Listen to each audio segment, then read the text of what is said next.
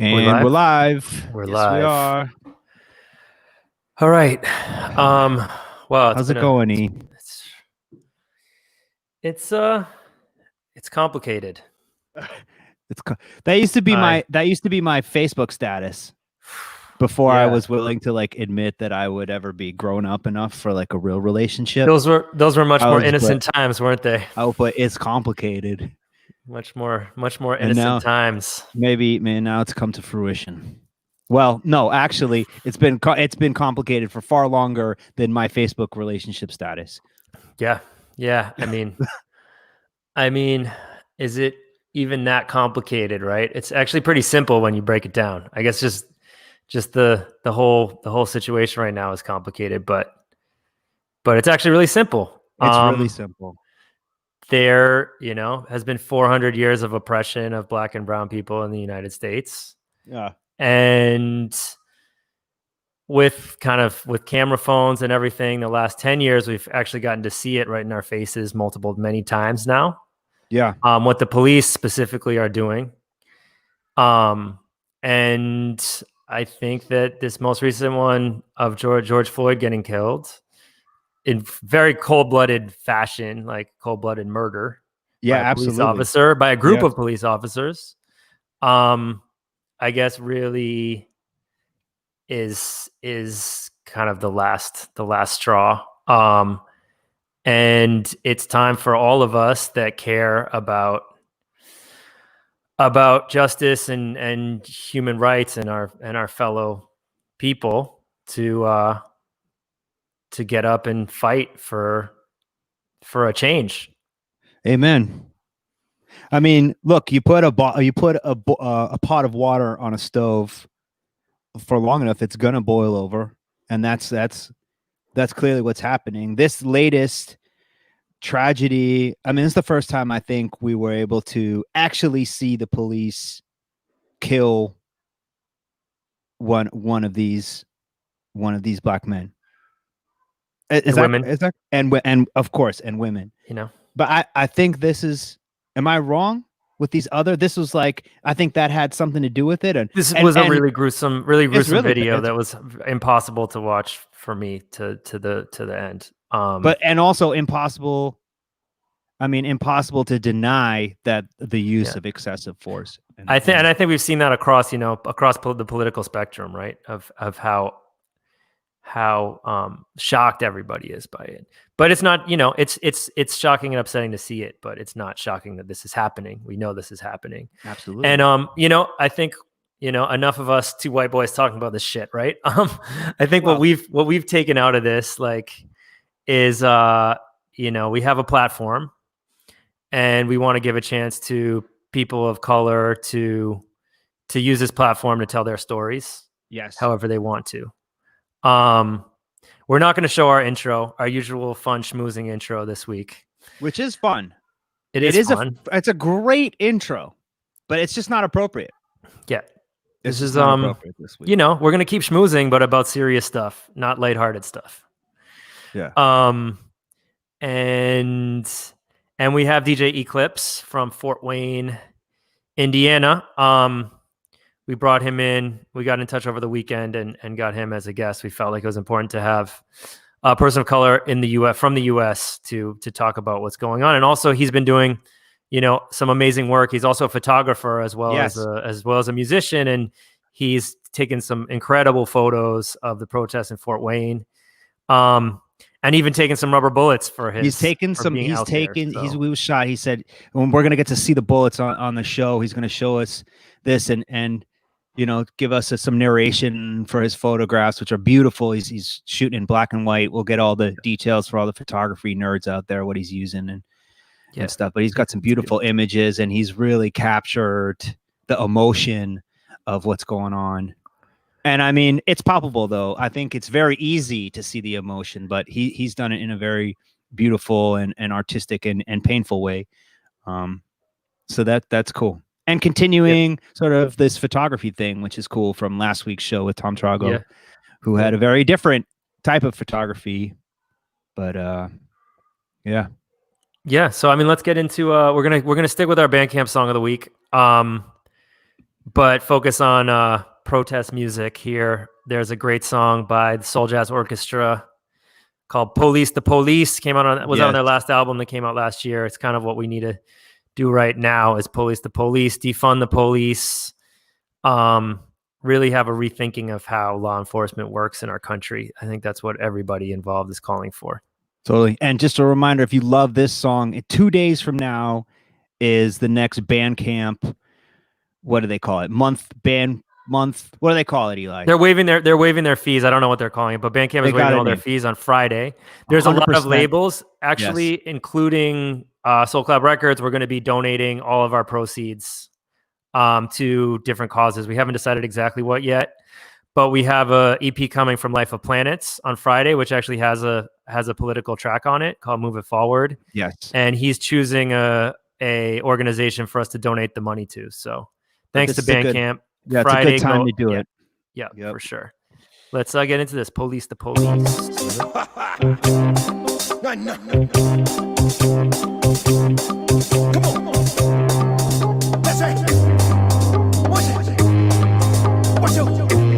loving this artwork too. It's dope.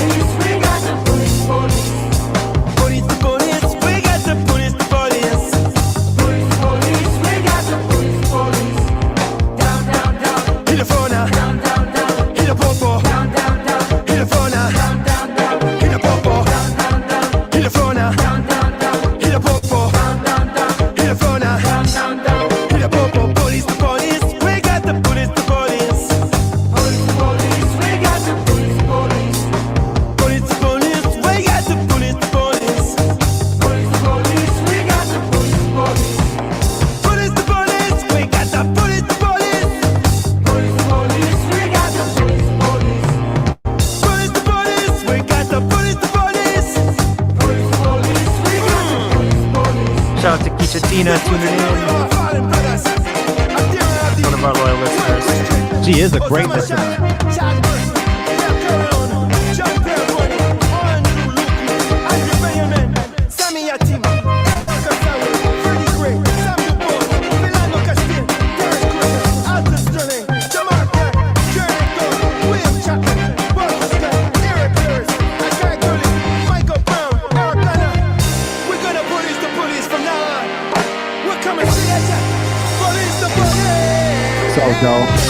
Song, I mean, it came out last year. Well, this orchestra is one of my favorite kind of new Afrobeat groups, and they say all the names of the I people know, who've been murdered by the police at the end, which so is good. so powerful. It's giving me, it's got my goosebumps, man. Yeah. That's so good. And it's like the ultimate, well, I mean, it is one great form of protest music, this Afro beat, like Fela vibes. Shout out to Fela, man. Just Best. incredible. Yeah.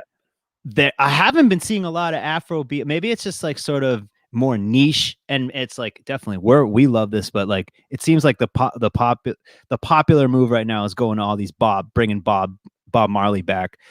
Well, not like he ever left, but like I'm seeing a lot of Bob quotes and Bob videos and stuff. Well, maybe we should be pushing the Fela. Let's dig some Fela. Yeah, let's dig out some Fela quotes. That's great. Yeah. I think it's that time. It's time to bring in our special guest this week, DJ E-Clyps. Yo, what is up? Yo, what's Clips, going what up, on? man? Oh man, good. Tired, but good. It's been nonstop for you out at the protest in Fort Wayne, huh? How's it going out there? I mean, you're just hoping that the mission is accomplished. The whole thing is about getting justice, and to stay focused on that goal, and just to see people coming out in support and really letting their voices be heard is really dope to watch, and it's really, really important. What do you think off the top, like justice? What would that look like for you personally? To see him really get prosecuted. I just got a notification actually while you guys were playing the record that his charge was upgraded to second-degree murder. I think a lot of us would like to see all of the officers be indicted. I mean, it wasn't just he didn't do it by himself, so I think to really take total accountability of the situation, it should be all of them. And I mean, this would be that would be a giant leap. But it's not like the problem is so systemic though, or at least that's my understanding. I mean, that just would be a good starting place. I mean, like, I'm not saying that that's going to be the end all be all, but I just think that it would be a good starting place, because then, we would feel like justice was actually served, because how many times this has happened previously and there was no charges. They just got fired or they got suspended, and that was the end of it. So to actually see this go all the way through and be convicted of murder, and it really, to show Black people that justice is possible in America. And I think that's what people would like to see, Yeah, it sounds like, I mean, you said it sounds like that's a good starting point, right? Then it's like we can begin in good faith to and then look forward as to what's next. Right. But I think that would just be a good start. I think that if that didn't happen, I think the protest would almost double. Yeah. Is there planning? Like, I feel like I was getting notifications, or I saw information about here in Miami, more protests going on, and now I'm not sure like where to look. Like, where is this stuff posted on? Where am I looking in the wrong place?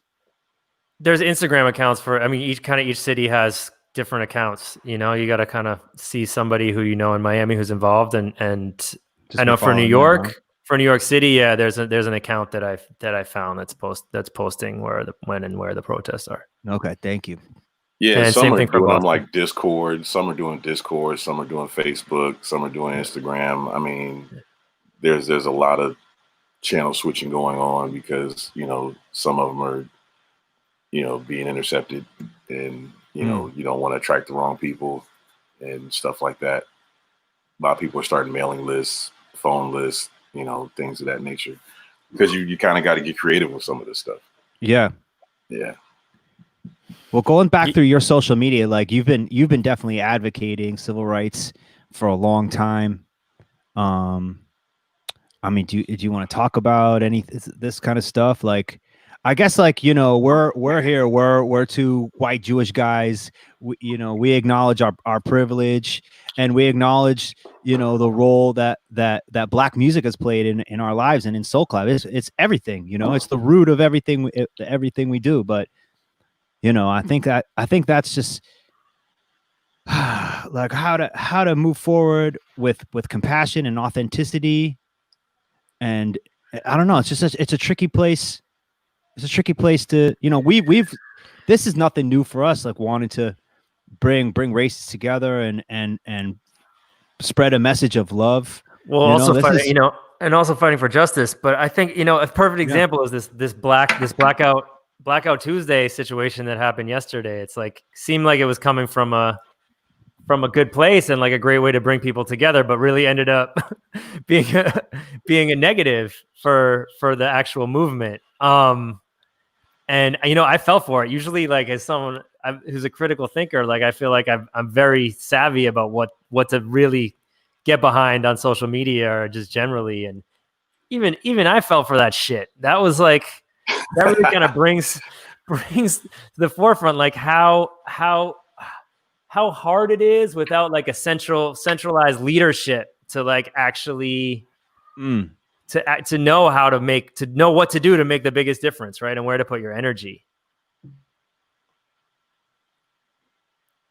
Yeah, I mean, who are the leaders of this movement happening right now? Which movement? Like, so what's been going on this past week? Like, you know, as far as the house community. No, I just mean generally. In general, I mean, like when we look back to like the 60s, you know, the leaders like are you know, they really present themselves, right? Malcolm X, I think this Martin is a Luther different. King. I think this is a different time where there really isn't a face.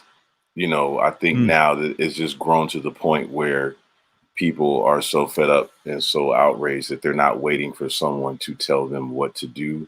They're just led to do it. You know, so there's no, you know, yeah, you're right. There is no like Martin Luther King or Malcolm X or Marcus Garvey or, you know, the Black Panthers or anything like that. It's just people being emotionally driven to say, you know what, this has to stop. You know, I know that Black Lives Matter is really kind of at the forefront of it, but as far as like just a singular person or some, you know, face of the movement, I don't think there really is one. I think right now we're really being just motivated by just pure drive to change things. It seems like it's like a symptom of like a larger or another problem at this moment in time, that there just really aren't the leaders and role models like maybe there once was, you know? And maybe people, maybe the internet and the age of technology is sort of one of the reasons that you can just go to a source on your phone rather than. Does that resonate? Well, I mean, because social media is giving everybody a voice, so you don't have to wait for a voice anymore. I think it's gotten to the point now that, you know, information is so real time and so fast and so reactionary that you don't have to wait for one person to tell everybody this is what happened, this is what's going on. Everybody sees it at the same time for themselves and they're able to make their own decisions, so they don't really need that person to go, hey, we need to do this. You know what I mean? So with social media, it sometimes it's as simple as somebody going, hey, this happened, this isn't right, we need to do something about it, and then it spreads and then poof, you know. So it's different. Do I think there needs to be some form of leadership? In a way, yes, and in a way, no. You know, because, you know, your way of handling things may be different than somebody else's way of handling things. Or, you know, you may decide to protest. You may decide to say nothing. Who are you to determine and tell me which way I should go? You know, so I think that this is probably the reason why this movement has been so powerful. I think the reason why is because they didn't have to look to a single person and go, what are we going to do? People just chose to do it. Yeah. I mean, on the positive note, I mean, it's decentralizing like this allows it to the movement to change and adapt very quickly without having to wait for people to plan. And I mean, we see this within a week. There's protests in all 50 states. Yesterday, there were protests in all 50 states. That's wild. I heard 140 cities worldwide. That's incredible. It's really happening without leadership, and that's, I think, a really powerful thing. And like, I think never in my lifetime did I think I would see a protest this big in Fort Wayne, Indiana. Oh, and of all places, Fort Wayne. Like, I went to the protests because usually when there's a protest here, it's like a small band of people, like maybe 12, 11, and they're sitting on the corner with signs. And like, so when I parked and started walking towards the protest and I just saw this horde of people, I was just like, yes, yeah, finally. So and we can see in your photos, and also, on the news, like these are people from every creed, every walk of life.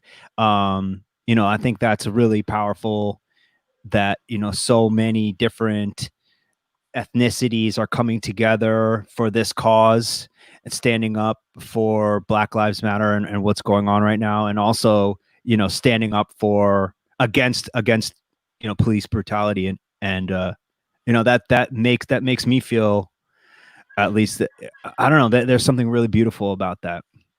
Yeah. Yeah. I'm sorry to be so cheesy right here, but we've got a note from the producers that if you're watching on Twitch right now, that we've got donate buttons below for the Black Lives Matter movement, and also to give a beat, which is sort of what that's on Twitch. And this is sort of how we kind of got linked up. And Ian and Clips, you guys are really active with Give a Beat. Maybe we want to talk about what that charity is about. Yeah, I'm gonna. Can I put a pin on that? And can we just go into the photos first, and then we'll go? Oh yeah, sure. Stuff. I really want to show these photos since let's do it. We've been talking about them, and we got this great little intro. I just like teasing everybody. I thought it's like. You remember when we were like doing when we were like mobile DJs, like if you play the record that's like requested, then everybody goes home, they go home early. So we gotta set it up. Keep teasing them. It's classic podcast style. Coming up after this, we're gonna talk about here we go. Oh, this is the news clip. Our coverage of the George Floyd controversy and the reaction from the fort continues with a unique look at this weekend's protest downtown. Yeah, Linda, I follow the hashtag Fort Wayne on Instagram, and because of that, I came across a local artist named DJ E-Clyps who had posted some compelling images. I wanted to know more about the man behind the camera. What I love about photography, what got me into it, was the emotion. He's been into music his entire life in the fort. And 5 years ago, DJ E-Clyps discovered the art of photography as well. You see the anger, you see the emotion, you see the hurt. And sometimes you capture the conflict. Some parts are kind of disturbing, like when the tear gas and the rubber bullets start flying, it's kind of like, this is really real. To document all of that. 50 years from now, someone's going to talk about this. So if this photography helps, tell that story, then that's great. Then that's what it's for. But he's also encouraged. The amount of all the races that are here to fight for injustice is really encouraging, because we can't do it ourselves. He says injustice for one person is injustice for all. It's hard to say that we live in America and that we're all equal, and some people don't feel that they are. And as Black people, that's been a problem for a long time. And he hopes these pictures will help in the effort to start a national conversation. We need justice for Floyd. We need justice for the Tamir Rices and everyone else has been affected by police brutality and violence. And whether it's through photography, whether it's through protests, whether it's through our music, we need to let our voices be heard. I think it's so amazing. They let you, they got your whole interview, like saying, like on the local news, saying like, really, you got the message across. Yeah. Like I was really glad it didn't get spliced to bits. I mean, we usually have like a sampler on this show and I play like a bunch of stupid sounds. I did want to I wish I had it at that moment when they said your name and I could be like, pew, pew, pew. That's dope, man. Exclusive. It's so cool that they acknowledged what you're up to there. That's really great. Where did this like newscaster voice come from? It's like the universal newscaster. This is Tom Jensen with local news and in today's story. Who came up with, who's the originator of that? I want to find out who came up with that and who came up with like the movie preview voice. That one's like, in a world. That guy. Yeah, the deep movie voice, dude. It's like in today's episode. Oh man. I mean, it's I'm sure it goes back to the newscaster's got to go back to like one dude in like the 50s, and then everybody just copied him. I have a theory. I don't want to say it though. You know what I mean? Oh come on, I want to hear the theory. That's what we're all about. Controversy. It was probably like some old like phone sex pimp dude, man. It was just like, And today, you will. And some news guy was like, people pay attention to that.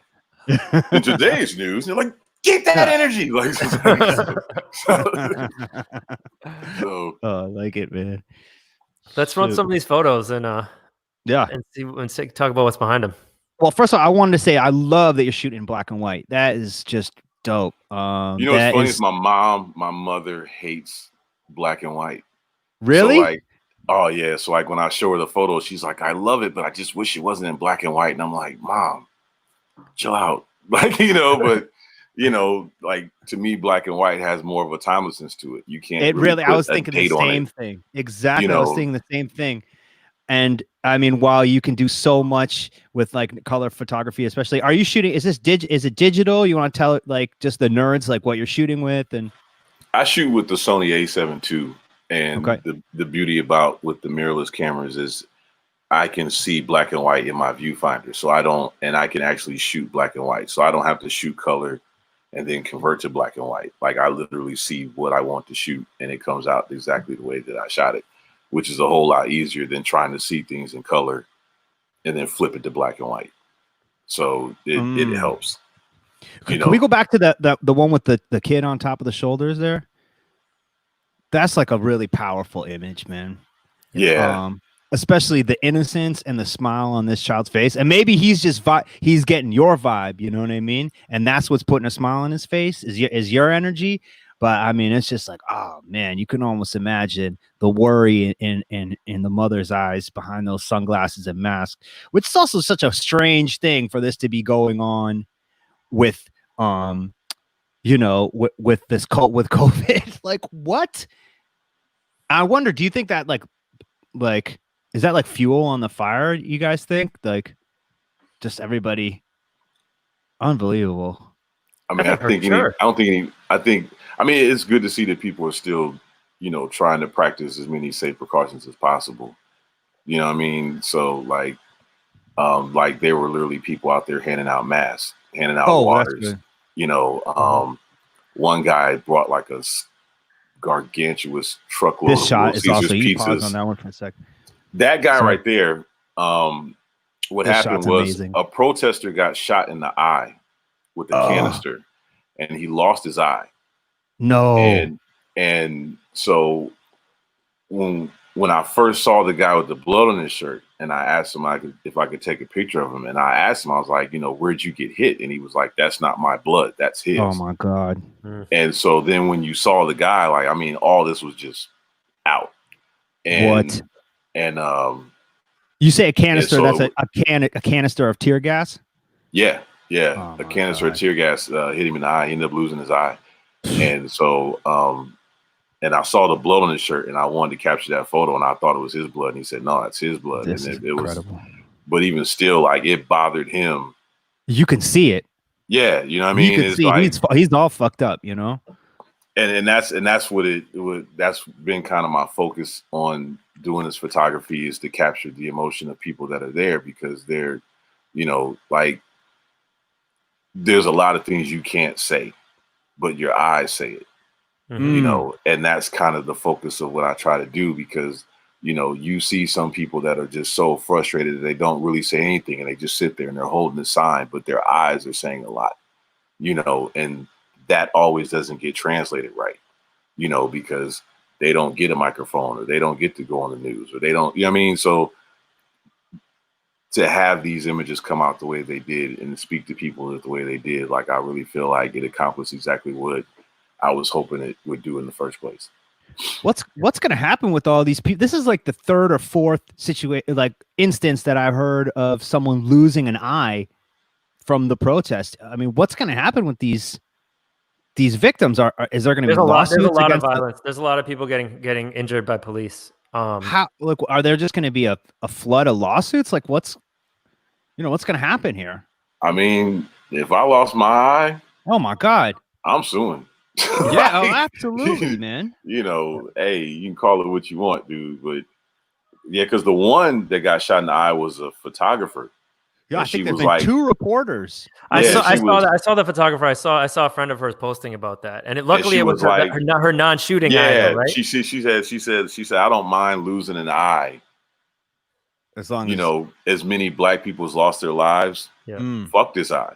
You know what I mean? Like, that's basically what she said. Yeah. It was just like, that's strong, man. yeah, you know, she's like, and I still see with the other one, and this is my shooting eye, so I'm good. And it was like, wow. But that's what I mean. Like, when you see these people and you see the resilience that they have, and you see the amount of passion and what they feel and what they're saying, you know, taking these photos is almost, how can you not, you know? Yeah. I was gonna go back to reminded me to go back to the COVID thing. That, I mean, people are like, literally, there's a whole other level of risking their lives out here protesting with COVID, right? Like, you could actually get sick from protesting, regardless of the danger from the, the police. So, see, but I feel like God would give you a pass. I hope so, man. You know what I'm saying? Like, it works that way. You know, like you feel like God would just be like, you know what? Yep. Not this time. I mean, but like, you know what? Not to just go, like, the God that's supposed to give you a pass on that. Like, shouldn't he give a pass on all these wonderful people who are being victimized and brutalized, who are good religious people or just generally good people? You know what I mean? Yeah, totally, totally.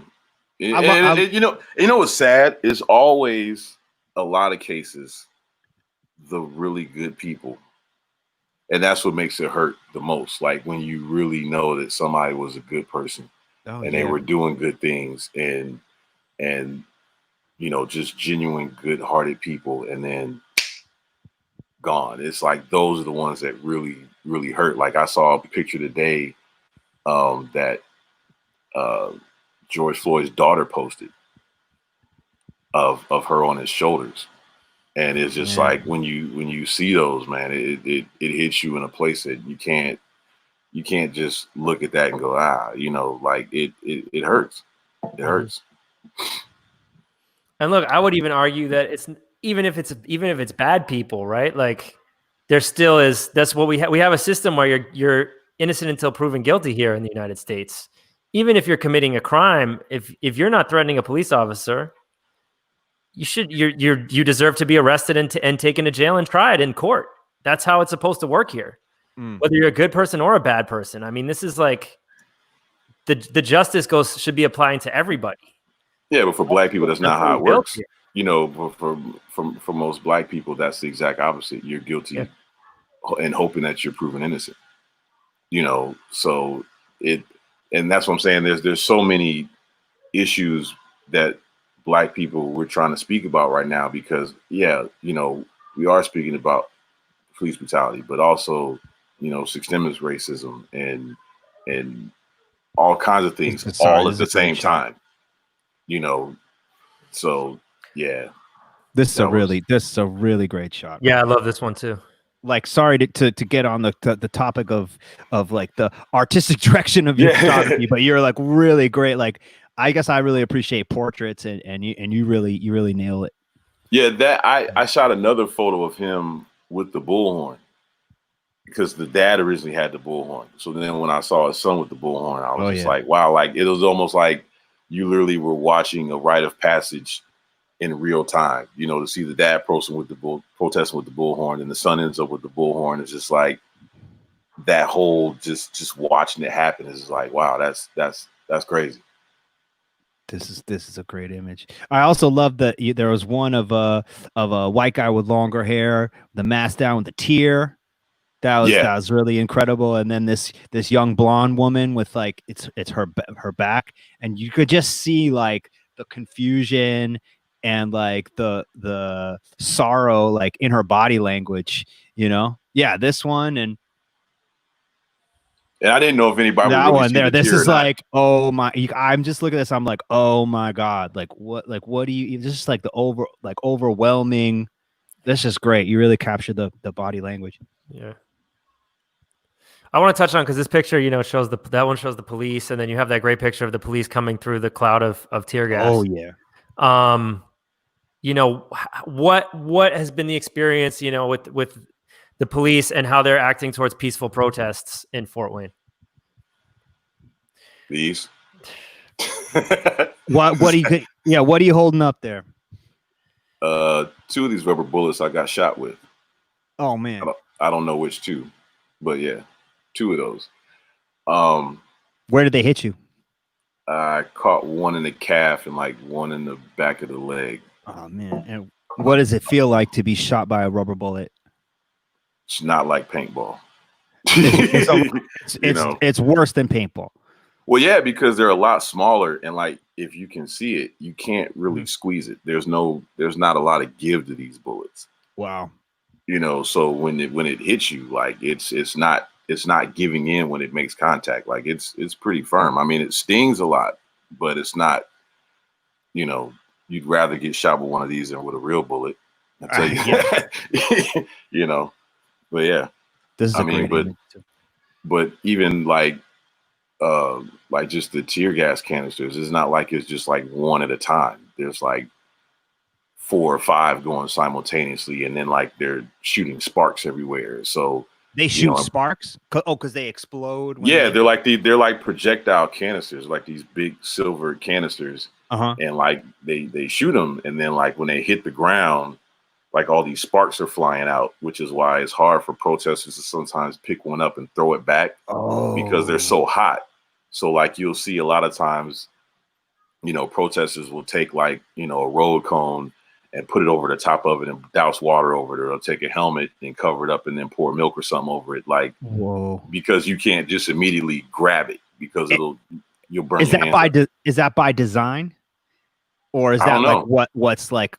Is that like what's igniting the gas or something? No, because like the gas just comes out slow, like almost like a smoke bomb.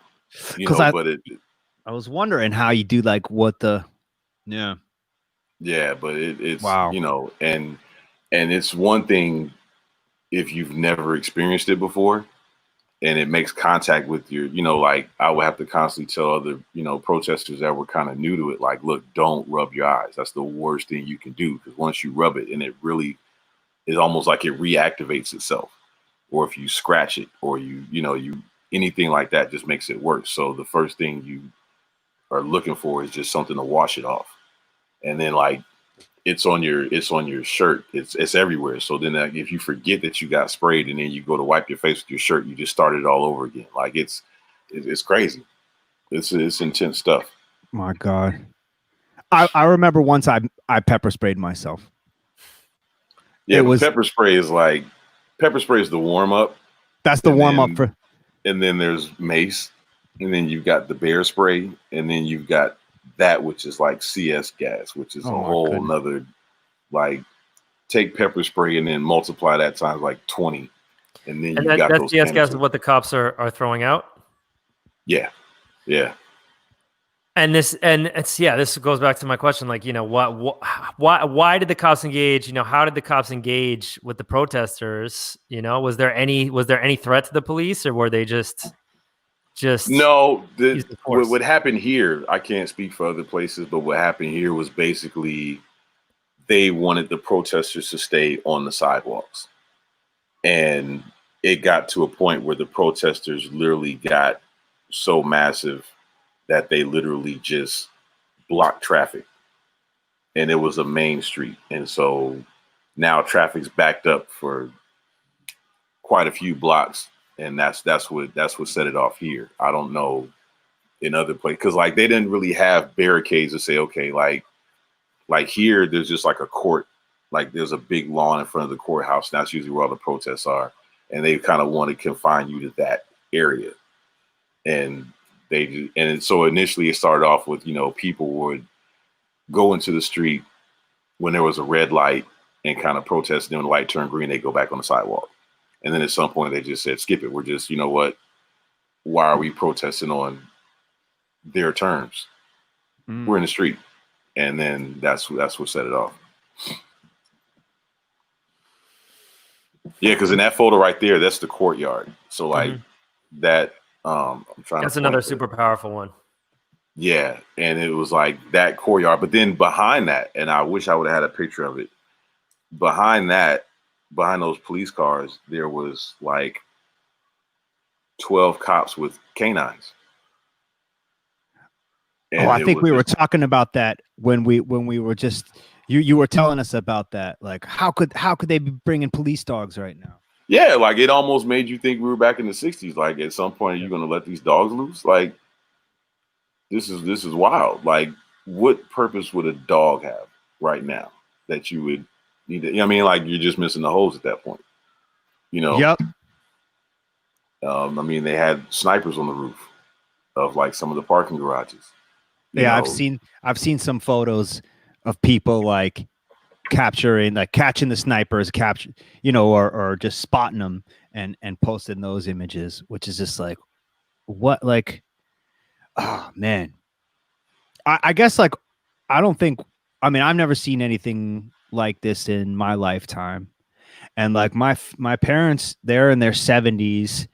My mom was in Berkeley in the 60s. My dad was, one of the first doctors to, refuse to go to Vietnam, and they're, doing a lot of stuff, marching for women's rights. There was so much going on back then, at the same time, women's rights, anti-war, civil rights.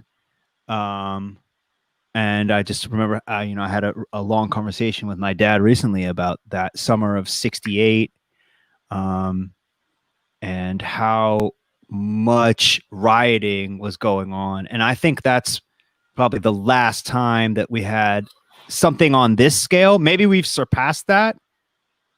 I don't know. It's hard to say. I mean, the last time, in our life there was Rodney King, but that was mostly in LA. Right? That was, protests. It wasn't as wide. I mean, but just imagine if that Rodney King verdict would have came out in the age of social media. Yeah.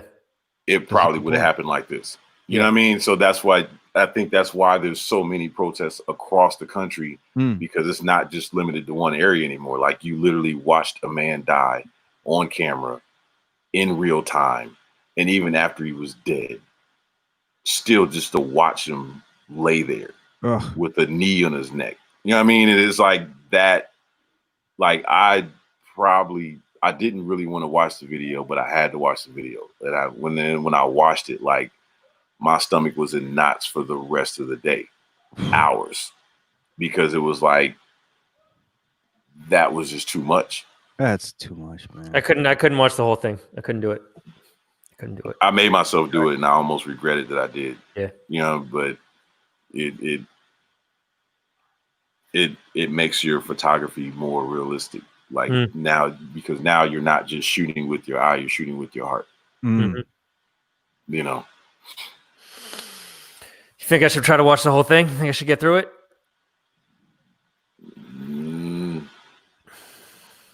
I don't want to tell you. My choice. No, but yeah, that's pick your poison, man. But I mean, I'm already so upset. I feel like, maybe it does. Maybe it helps. Maybe it touches my heart even deeper, and there's more that comes out of it. I don't know.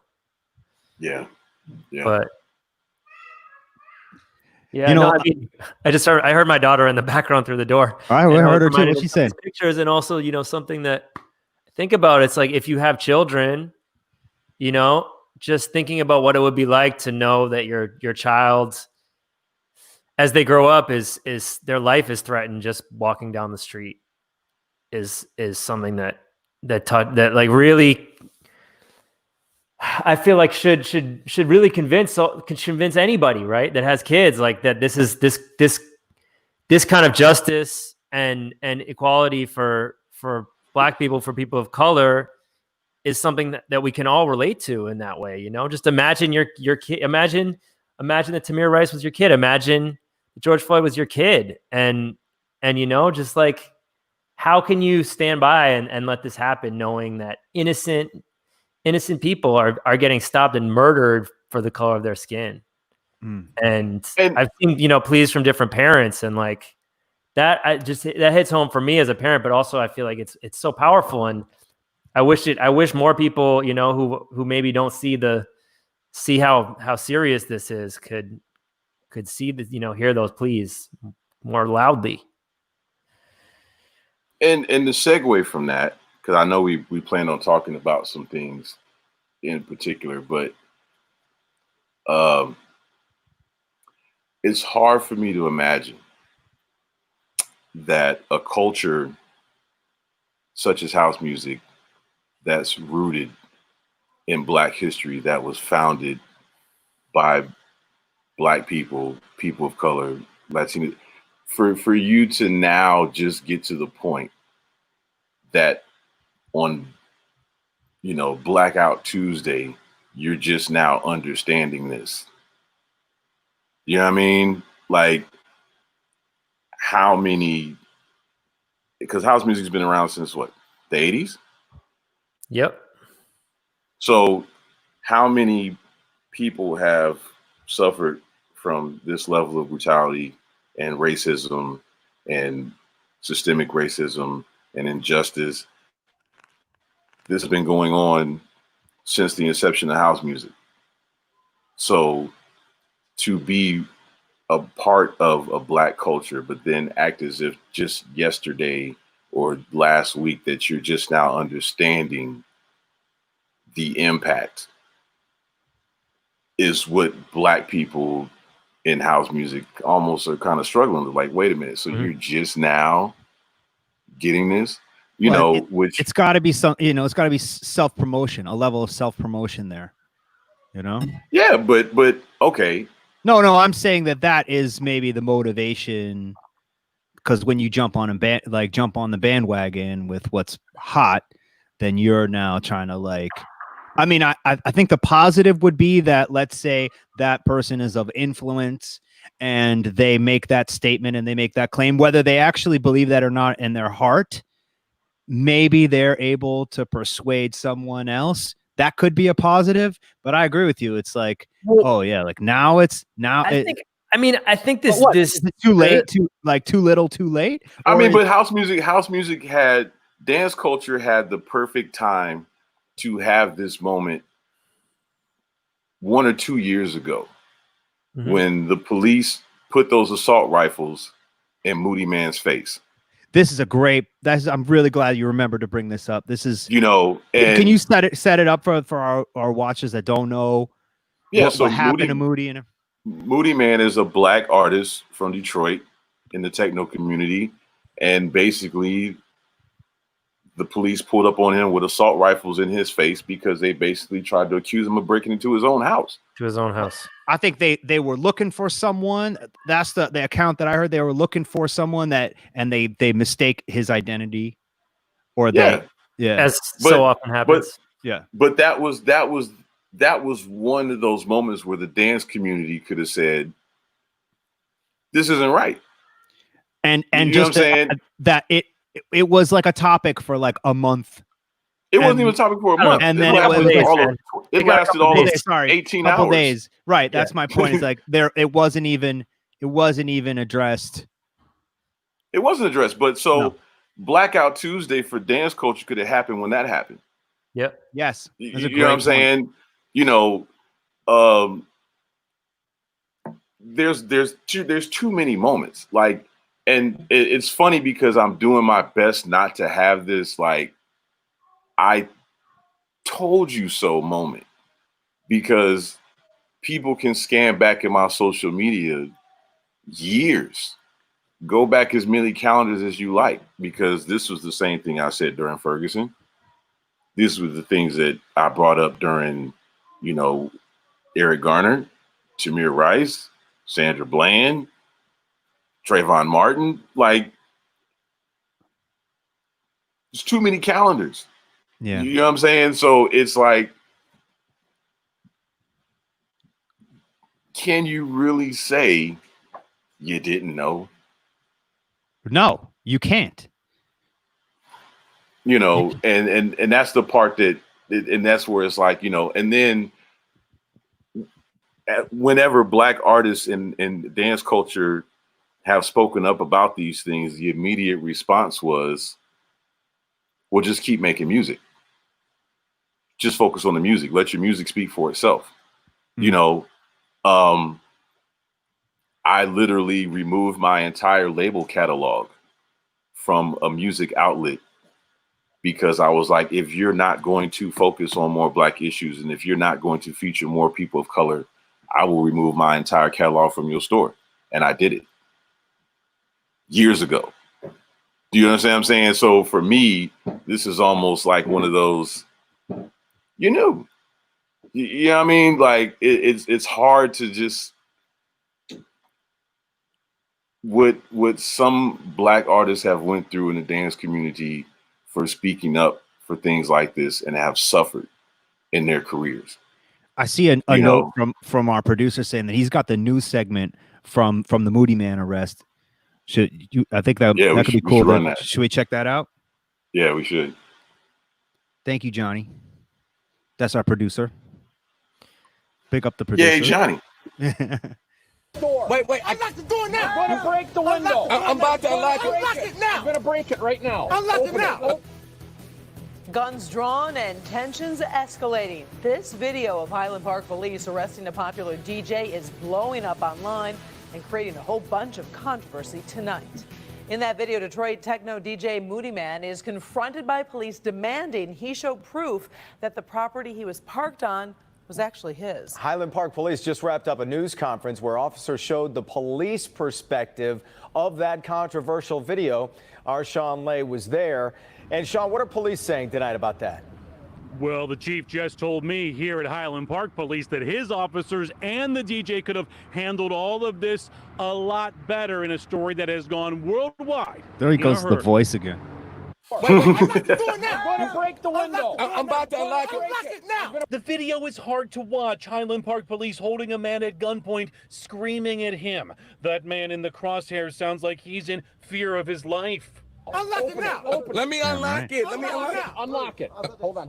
I'm unlocking it. The target of the police, Kenny Dixon Jr., known around the world as house music pioneer DJ Moody Man, who described the incident on Instagram, writing, HP police came in my backyard demanding proof of ownership, and this is how they reacted. Went to jail again, charged me for breaking and entering on my own property, even though I had keys. What you can't see is 9 other officers pointing their AR-15 directly at my head. Next time, just pull the trigger. Let's get this over with. I'm tired. Oh, man. I'm so tired. Cornelius Harris is close friends with Dixon. I was disturbed. It was extremely disturbing, and it's a horrific thing to see. Late today, Highland Park released the body camera footage we asked for. Do you mind just stepping out? The first officer on the scene is polite with Dixon, who maintains he's on his own property and does not want to get out of his van. Other officers responding then begin barking orders at him. Wait, unlock the door now! Unlock the door now! Unlock it now! This is the only guy that came to me that was approachable, which we was having a conversation, and you guys just came over here, just interrupted me. My man would have got anything out of me. This story has gone international, and this is what the officers were faced with. Now, like I said, I can't comment on much further than that because we still have an investigation to do. Wow. Yeah, I mean, so tough, man. Yeah, I never saw the whole footage at the time. I saw Kenny's post, and obviously was outraged at the time. And I think that this moment obviously touched the dance music community directly, but there's been so many, and I mean, so obviously so much harassment from the police that we don't usually see, right? But the murders we do see, and I mean, seeing posts and posting on social media about it, obviously, but it always feels it's not enough. So helpless. I was thinking the same thing. That's like helplessness. I think you totally hit the nail on the head, Eli. It's like, what do we do? Like fucking Trump, right? Like the police, like systematic. What do we do? There's like, and maybe that's what's so important about these protests and the riots and everything, is that this is action, and finally there's some sort of collective action. I just worry, like, Like where does it go? And like when you see like let's just rewind though, because please. I'm sorry, I'm getting carried away. But to not to cut anyone off, but no, cut us off, please. being that this is, we're all producers in the dance community. That's why I'm trying to like narrow it down to that point where it's like, okay, there's a lot of things that can be done in the world. There's a lot of things that people can do, but as the dance community, this is an important conversation that has never been had. And I'm glad you guys are having it, because there was dance music's moment to do Blackout Tuesday. Absolutely. Yeah. One of our own. We owe Kenya an apology. That was dance music's moment to say, okay, the rest of the world may not want to deal with this, but we're going to address it on our platform because we acknowledge as a dance community that this is not right. And it's sad that it happened to one of our own. And we're going to fight for injustice and Black Lives Matter and all that. And you saw nothing. You know what I'm saying? So I don't know. I don't think it's fair to say you saw nothing. I did. I mean, not really nothing, but I'm saying that, like, okay, was there even a follow-up story to there was not a movement happened? A movement out of it. You know what I'm saying? There was no hashtag justice for Moody Man. There was nothing. There wasn't, so there was the black woman who was kicked off an airplane coming from WMC. That one kind of went under the rug. You know what I mean? Like there's been a lot of. I didn't even hear that one. I don't think.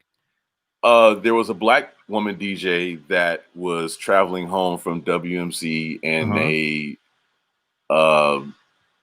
kicked her off the plane. Like there was a whole video for it. There was a whole video because like a lot of other DJs that were on the flight videoed it, and once again, news cycle was, because the stewardess was racist, or what, or they got into an altercation. It was something like it was just basically.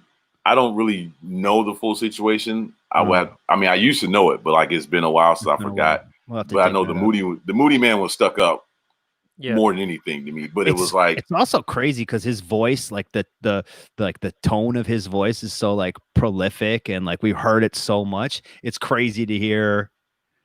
I don't know. It adds something to it that is so personal for the dance music. Also, not to make light of this situation at all, and this is probably totally inappropriate, but Moody's wearing the dope for hat in that video. That white, like it's so cold. That must be cold. So cold in the deep. I mean, it's Detroit cold, man. Like Detroit and Chicago have a level of cold that is just unreal. But how calm are you supposed to be with assault rifles in your face? Not calm at all. You know what I'm saying? Like, and terrifying.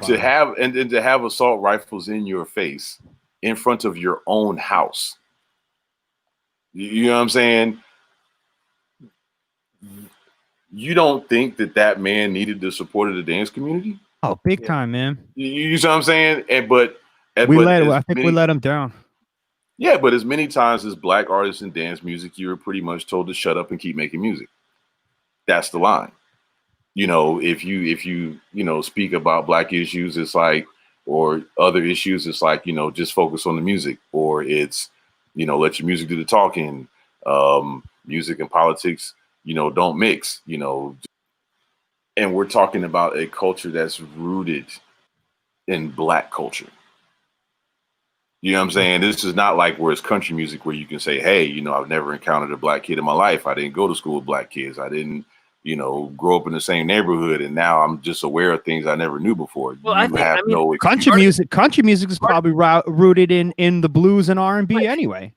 Well, part of the problem here is that the history is glossed over. And the history is not celebrated in the way it needs to be, right? Like, I think especially with the rise of EDM, right, and just the rise of techno in Europe, it's like a young person getting into this music has no fucking idea. They're just seeing a bunch of white artists.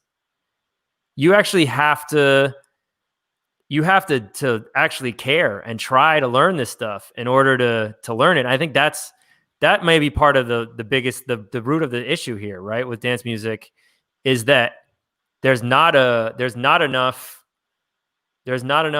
energy being put into this, celebrating where it came from and the artists that created it, and the artists maybe that are forgotten, right? There's for every, like, Derek May, there's 10 other Black artists that maybe had a couple songs and then dance music let them down and didn't, and the music industry let them down, and that had just as important part in the foundations and the growth of the music, but couldn't make a living from it, or weren't the first one to do it, and then get forgotten. I mean, a perfect example is like Spencer Kinsey, Gemini from Chicago. We've been trying to figure out about this dude for so long, like basically had such an influence on all house music now, like his records we're going for hundreds of dollars on Discogs and keep getting repressed because he's so important. And the killer part about that is I bet you he doesn't even own it. Yeah, right. Exactly. So that's a whole other conversation. He's just on the streets. There's no safety net. It's like for every artist that makes it, there's another artist that doesn't. And I've yet to see a Black artist in house music die. It doesn't require a GoFundMe. Yep. Exactly. You know what I'm saying? So I mean, that's just like even they're having a conversation now in hip hop with Swiss Beats and LL. We're talking about starting like a legacy fund for some of the pioneering artists, to help some of these artists when they, fall on bad times, or whatever. Like, I think that's the discussion we should have in house music. We need to be having that music as well. Yeah. Eli and I, we used to talk about that. Damier about that like a couple years ago, and it's come up, but like never, we've never done anything. I think this is a great concrete thing we can try to bring out of this conversation. Yeah, because I remember Colonel Abrams. Colonel Abrams died almost homeless. Yep, it's a similar story to you know what I'm saying. Johnny Kemp. You know what I mean? You go down the line. So it's there. Not only, but that's what I'm saying. The reason why this movement is so strong right now is it's not just being talked about as far as just police brutality, but just issues of race altogether. Mm-hmm. And it's like, now that people are finally being heard, they can't just keep it on one thing. Like, yes, we do want justice for Floyd. You know what I mean? We do want justice for this, but let's also address all these other things at the same time. And that's what's making it, I don't really know the word for it. It's kind of hard to just narrow it down. So when you see people that are out here protesting and you see some of the, some of the unrest and stuff that's going on, you're talking about just years of frustration, years of not being heard, years of being pacified, years of just get over it, years of, there is no race problem when everyone knows that there is a race problem. You know what I mean? Like, you're getting all of that at the same time, and it's hard for people to process, which is why when you look at some of these photos, you can see all those bottled up emotions in their face. It's in their face, it's in their eyes, it's in their facial expression, it's in their, some of them photos you can see like the veins popping out of their necks because they're that passionate about it, and it's real. And just the acknowledgement that now people are starting to say, okay, this is really, we need to address it. Like, it was really heartwarming to see a protest, and it wasn't just Black people protesting. Like, that was like the rainbow of the whole thing. You know what I mean? To see to see so many white people and Latinos and everybody saying, you know what, you're right, Black lives matter, and it's not just Black people saying it. Like, that's a strong thing. Yeah. That's sorry if I got off the rails on that one. No, that's exactly why we wanted you to come there, because initially when you said, we just want justice for George Floyd, I mean, obviously that like we talked about, that's the first step, but like there's the systemic racism is it goes with it. It's guided everything, our healthcare system, our environment, our mass incarceration, which, we've both done work to fight against. Like, this is like, what about this coronavirus, the disproportionate amount of deaths in the African American community, And that's because okay, who are the most of the essential workers? People of color. You know, who lives in a more densely populated area? People of color. Yeah. Who is less likely to go to a hospital because they're afraid of incurring a bill that they can't afford? Yep.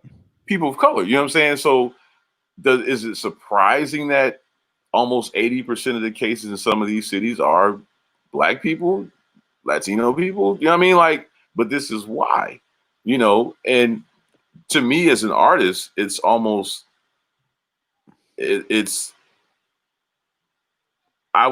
saw some of the statements come out and from our community, and I was like, so now you guys are saying the very thing you blackballed me for.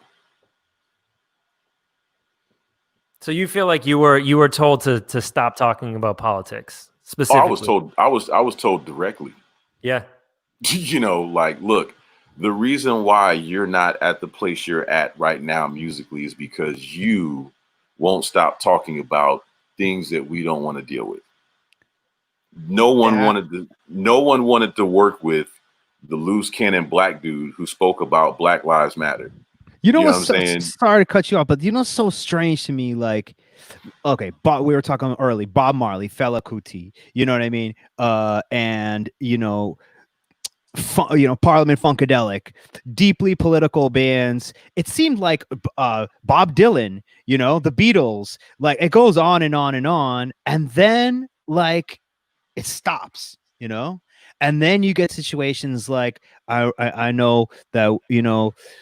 For example, speaking to Lady Keir from D-Light and her talking about towards the end of the band's existence that they wanted to do a lot of political stuff. The label didn't really want to do it, and that's one of the reasons that things kind of grinded to a halt, you know. And now, you know, the same thing. I guess what I'm trying to say is like, how did that stop? Why did that stop? Why did it become this thing where people tell you, nah, keep the politics out of music.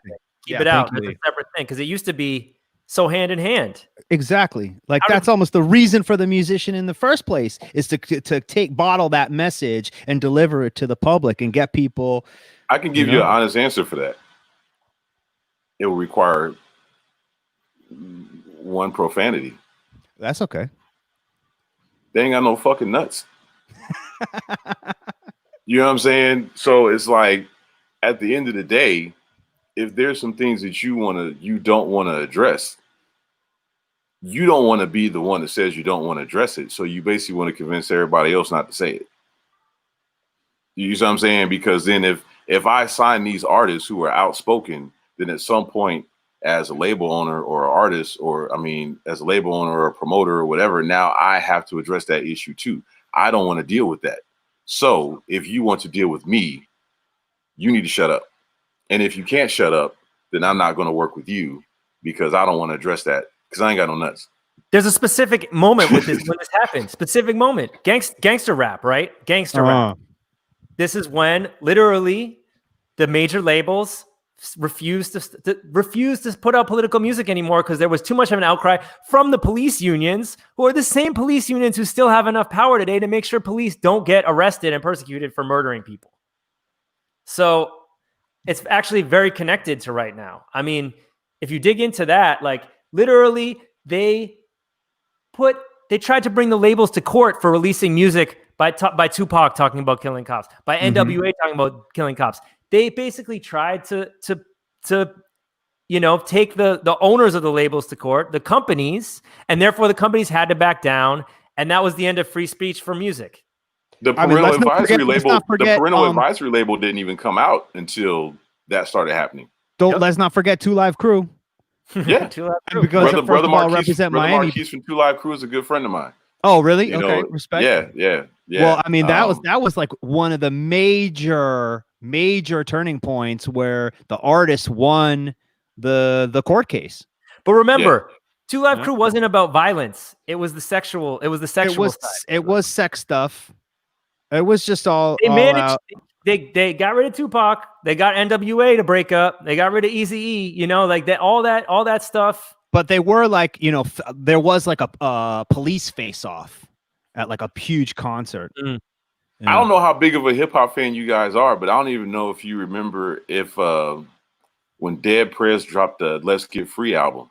Mm-hmm. Oh, okay. Of course. And they literally put an FBI warning on the cover. Yep. They covered the artwork. They covered the artwork with the FBI sticker.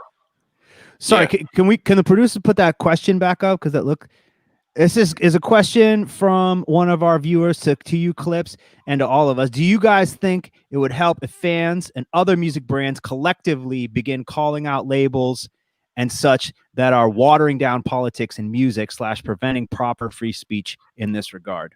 I think, well, just quickly, like, I think we this should. Is our beloved Keisha Tina. People in dance music and like our peers in dance music should maybe like ideas of what we can do. Maybe we can like kind of talk through a list of some ideas. I mean, this could be one of them. A lot of them don't want to because they're afraid of the repercussions. See, that is like, you know what I'm saying? Like I can personally attest to, and I know other people who can attest to that. Yeah, you can say what you want. However, there will be a consequence. You know what I'm saying? And so that's why the majority of fans don't know any. I mean, because let's be honest, the fans don't know what goes on behind the curtain. You know what I'm saying? Really so they don't know the interactions we've had to have with labels. They don't know the interactions we've had to have with agencies or management or none of that. So when we finally say something, they're like, what are you talking about? You know what I'm saying? Because they don't know. We know. But then as an artist, you have to say, okay, how much does this mean to me? Am I willing to lose bookings, relationships, whatever may have you, because I care this strongly about that subject? You know what I'm saying? So that was the choice that I made as an artist. Like, I literally was not booked for 3 consecutive years where people swore that they were like, dude, like, I'm amazed that you're not signed to an agency. I'm amazed that you don't have management. And then one would call me and go, I can tell you why you don't have management. I can tell you why you're not with an agency. You talk about too much black shit. You know what I'm saying? And they were like to personally invite you to write a very deeply politically driven civil rights EP for Soul Club Records. I did. Yeah, I did.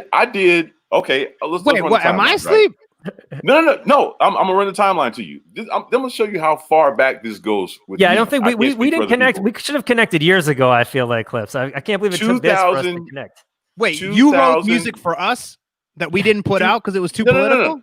No. 2013, I think. Mate, 15, 14. I dropped the album called That Black Dude. Mm-hmm. The cover lyric was a black dude. Then after that, I did G House for Dummies. Right. And that was to address that, you have a lot of white artists who want to portray themselves as house thugs and gangsters and all this stuff, but they don't want to address black issues. Mm-hmm. And I did that. You know what I mean? Like, if people scan through the catalog or if they scan through my social media, like, anyone who's been a fan of DJ E-Clyps for any amount of time can go, none of this is new for me. You know what I mean? I can't believe I didn't know this music before because, like Charlie said, I mean, we would welcome any political music for our label, and we have. That's what I'm saying. You had me bugging there for a second, Clips, because I thought that, like, you sent a demo. No, we can't put this. No. Not you had me sweating for a second. No.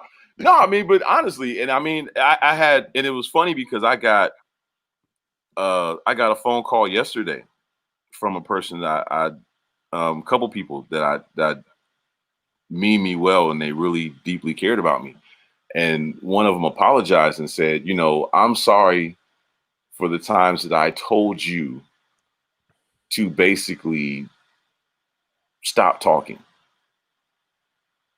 And they were like, but what it was they wanted me to succeed so well that they hated the thought that me saying what I was saying was the reason why I wasn't where I should be.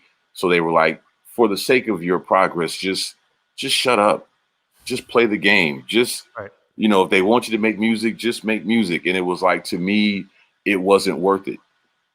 You know, sounds like the real progress is this person coming back around and admitting that they were wrong.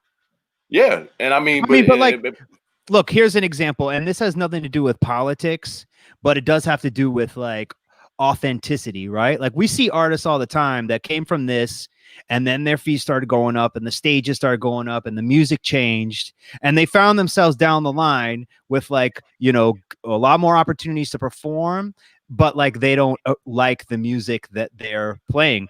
And I don't even know, like I don't know that many EDM DJs, but like I don't music. Let me try to say this without like just like talking shit on EDM, but okay, I'm gonna do it. I don't like EDM. That's okay. That's my choice. And a lot of people do, and they're making a lot more money than me. So I don't know. The point is though, is that I don't think I get the sense that they don't like the music that they're playing. So like maybe this guy's advice would have been good for a wallet, but not for a conscience. You know what I mean? And like, who are we as artists if we're not 100% behind our artistry and what we're doing? You know, I mean, then it becomes like a job, right? And that's not the end goal, I don't think, right? So I think this is. Does that resonate with you?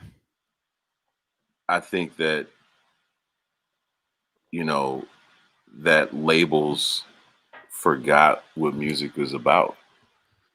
You know, I think that they got so caught up in marketing strategies and, you know, promotional tactics and what, you know, meeting the bottom dollar and, you know, what's most likely to go viral and what's going to get us the most impressions and the most clicks, that like the heart of music literally got sucked out. Well, we can see it with like the big corporations coming in for the festivals and stuff. And what's going on? Did you see this thing like a couple months ago, or this is since Corona, that the government of, correct me if I'm wrong, but like the government of Saudi Arabia now owns 30% of Live Nation? Yeah. What? Like Saudis bought a big share of Live Nation. I saw that. Yeah. Wow. That's pretty crazy. But that just shows, I mean, that goes to Clips' point, right? It's all just the business at this point. It's the music business. What happened in the music and the music business. And even in, you know, even in the, like, we're in the underground, right? Like to see it trickle down to the underground of dance music over the last 5 years or so has been really, really hard. But it doesn't have to be that way. And the crazy part about that is the problem that many people face in the underground is the fact that there's two words in music business. And a lot of people were so focused on the music that they forgot that this is a business. You know, so, you know, luckily for me, I studied the music business prior to me coming to house music. So I kind of understood things a little bit differently.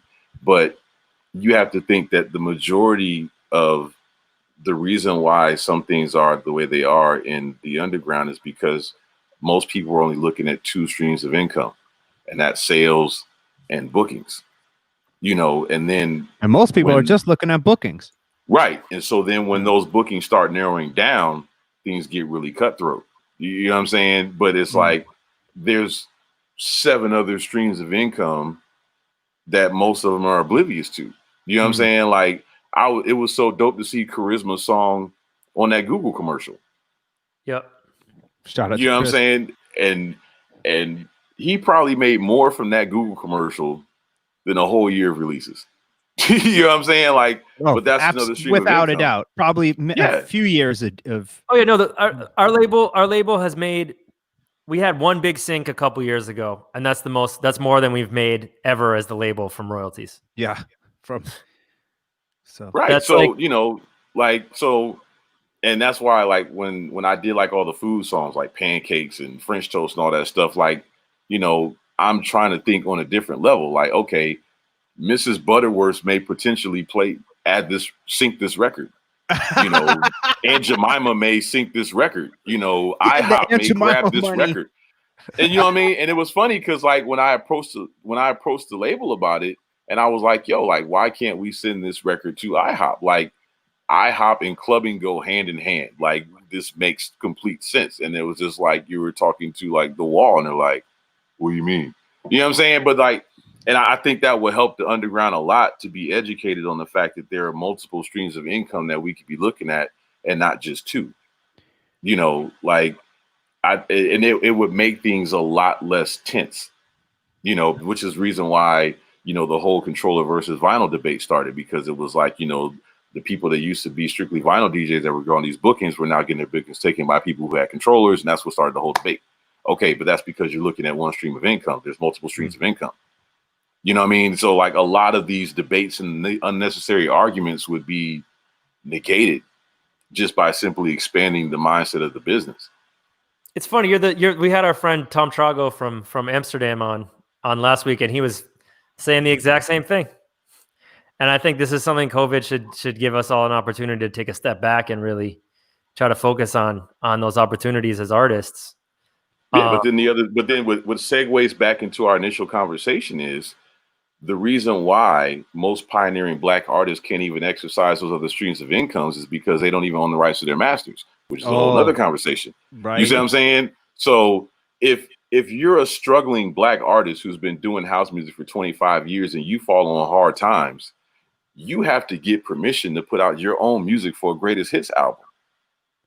Unless you've negotiated that into your contract in the first place, right. It requires the business savvy. But like that's like a debate though, right? Because like, look, let's say you've got the great ideas, and you're making great music, and that's your focus, and the label is the one that has the expertise for marketing and promotion, and then there's yet another entity that's the one that's really well versed at getting the stuff placed to create the opportunity. So it's like hard to be the artist and the label and the music ownership thing. The system was built to take advantage of artists, right? And it's still in place the way publishing works. Not only that, but it would not be hard to insert a buyback clause or to put a term. I mean, like we put a term on our contracts with our artists. Yes, you know, you have 10 years.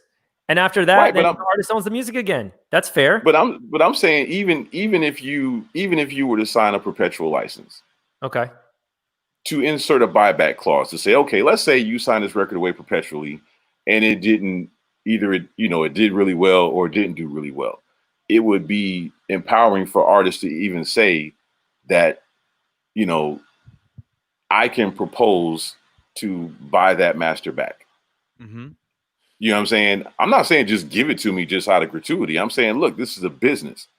You know what I mean? Like, give artists the option to be able to buy these masters back, especially like a legacy clause. Like if you've been doing house music for 20 something years and you have lost your entire legacy before labels were giving out 50% agreements, 5-year license terms, 10-year license terms. Mm-hmm. What about all these artists previously who didn't afford that opportunity? What's wrong with the buyback clause? I mean, any contract that says in perpetuity on it, is also always scary. But also part of the problem, right, is to get a good music lawyer. You're talking about $500 an hour. You know, like so. If you're not already making money, then how are you supposed to know if the contract's fair or not?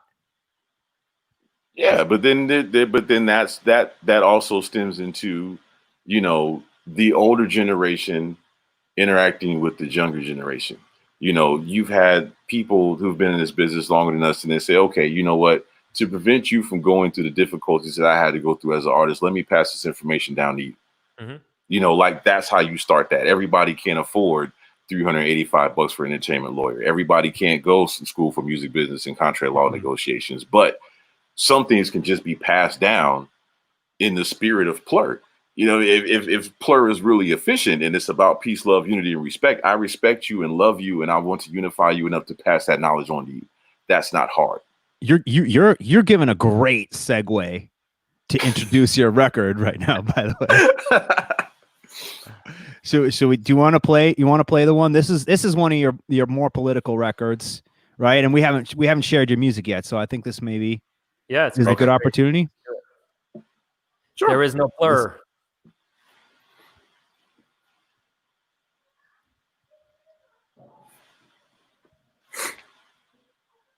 Further in life and the limit.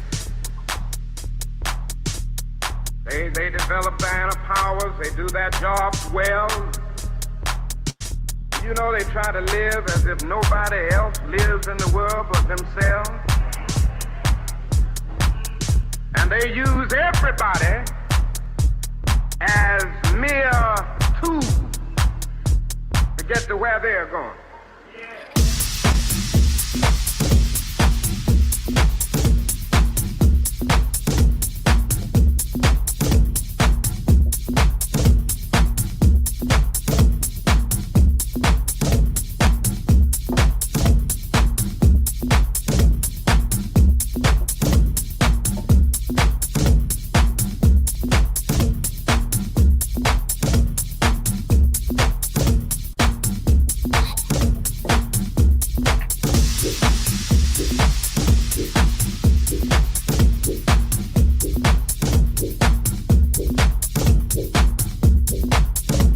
See all these comments at the bottom. People are still listening an hour and 25 minutes in. Yeah, shout out to Spacely. Shout out to Kelly. Kelly P in the house. Shout out if you're still listening right now. Interesting saying E-Clyps with some good wisdom on NASA. She's grateful for that knowledge. They don't love anybody but themselves. And the only kind of love Sir, that they really 3N, have for other Kitten people 3N. is utilitarian That sounds love. awesome. Shout out. You know, they just love people that they can use. And that was Oh shit! What happened? It froze up. Spotify got. Yeah, I wish we didn't have to have the Spotify logo up here without getting some more Spotify money, man. They don't pay us enough. They also tried. They source also of income. Are, There's another residual source of income. Now you're getting the sponsorship, endorsements. You know what I mean? That's right. You know, they're putting a muzzle on you also with this one. What's the vocal sample? That was Martin Luther King. It was a speech that I heard. One of the later speeches before he passed. And like when I heard it, I was like, man, this sums up a lot of things. Like that's why I called it There Is No Plur, because of the fact that, you know, a lot of things have, you know, are done sometimes out of selfishness. So then how can we operate under the principle of plur, but still operate under the spirit of selfishness? Like it was kind of like an oxymoron. So we get it back. A lot of people never get beyond the first dimension of life. They use other people as mere steps by which they can climb. So there goes the ambition. Oh, that last comment was dope. I didn't even get the chance to read it. Yep. 4V Love says, I think the rest of the world just caught up to your brand of funk. Yep. So respect.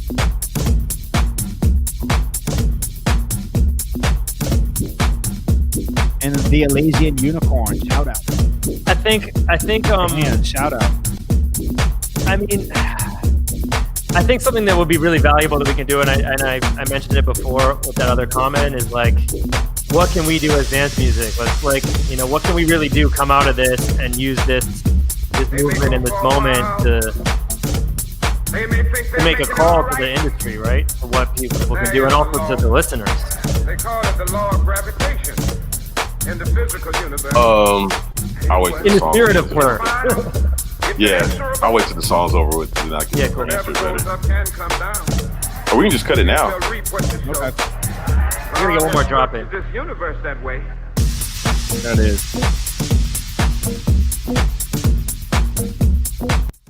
You know what's so dope about Martin Luther King that I've always admired is that, like, not only is he this incredible leader and politician and poet and, you know, reverend public speaker, but he's like a rock star recording artist. Because like I didn't even realize this until I went to the Motown Museum in Detroit, that they had a whole sub-label of Motown specifically for political and public speaking. And I think that's one of the reasons that Martin Luther King's voice and his speeches, especially, and I Had a Dream, because it was on, like, he had a vinyl records that sold, and, you know, that's one of the reasons that these are used for acapellas so widely in music. I think that's really special. Barry Gordy knew how to diversify his income streams. Yeah, and I guess he was profiting off it, which is fucked up. I mean, I think it's I don't know. Yeah, that goes both ways, doesn't it? I mean, but to answer your question about, wait, that music's done. The one thing I've been addressing in a couple interviews that I've had as of maybe the past couple months is one of the things that the dance community can do to improve racial things is to have people of color in key positions. Like that was the one thing that helped a lot of organizations. It's like it's if you don't have someone in these executive positions, whether it's like press or whether it's radio or it's media or within agencies or management, there needs to be people of color in these positions to go, look, this isn't equal or rational. I'm not saying that you gotta, every agency has to, revamp their entire lineup tomorrow and just, go sign a bunch of black people. But, if you have people of color in some of these positions, they can start to sit down at these meetings and go, hey, you know what, we need to include more of this. We need to speak more about this. We need to feature more of this. And it starts at the executive level, which is one of the big things that I advocate for right now is ownership. I think that, there's no Black or Latino owned venues, booking agencies, management agencies, press, media, distribution, all these are lacking color in the executive ranks. So there's going to be some conversations that will not be had because it requires ownership. You're more likely to hear what I have to say when I own something that you need. You see what I'm saying? Like, that's a really good point, man. That's why Jay-Z can go and have the conversations that he has. He owns his catalog. He owns a percentage of this. He owns a percentage of that. So now you have to talk to that man. Like at some point, you can only say so much. Like now it needs to be a point where it's like, okay, the best way for me to force this conversation is to acquire things that you need that require you to have that conversation. That's just like in the Jewish community. Like, look at the power that the Jewish community has in South Beach, that they had the power to tell restaurants around them that if you're going to be in this section of South Beach, you have to have a kosher menu.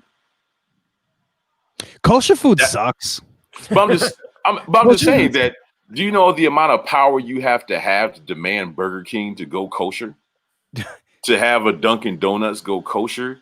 Yeah. To have these restaurants, if you want to be in our realm, you're going to have to confine to our standards. And that's what it's going to take for people of color in the dance communities to have positions of ownership to say, okay, look, you're going to feature more people of color because now I own 40%. This is no longer like, because you can only rant and whine and post and complain for so long. At some point, there has to be a different narrative that takes place, and that requires ownership, because now the conversation must be had, and I think that's vitally important.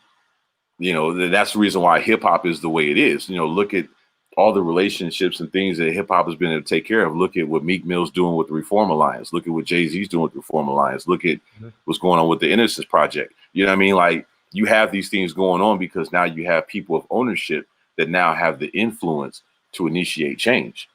And dance music, you don't really have that as much. I mean, which is why we all support causes like Give a Beat, because it's like, okay, yeah, we make music, but we also care about mass incarceration. We also care about social injustice. We always care about systemic racism and, getting more education in facilities, making sure that, these things are addressed, to use your platform to address these issues.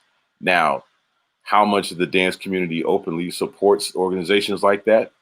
Many don't, because they don't want to mix politics with music, because at the same time, those politics issues make you to force a decision of what you want to lose to make that happen. You see what I'm saying? So like all these things tie in together where you can't just, it is going to require something to happen that goes, okay, Blackout Tuesday is great, But now we have to look at this on an executive level and go, okay, how can we initiate this to really make real change? So that way next year or the next victim that we're not having to do this again because it's the politically correct thing to say. We've actually made the effort to show you that it matters.